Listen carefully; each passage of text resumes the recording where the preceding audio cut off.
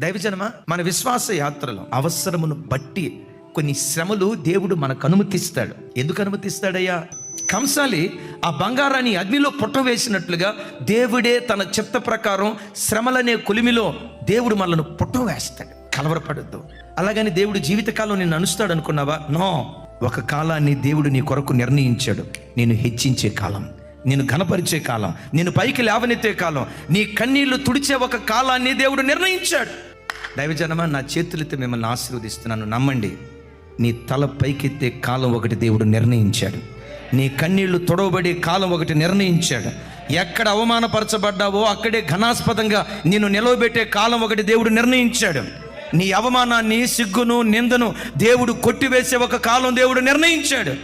ఆ కాలం వచ్చే వరకు దేవుని సన్నిధిలో ఓపికగా కనిపెట్టు. ఎంత అనిచాడో అంత పైకి నా దేవుడు లేవనెత్తును గాక.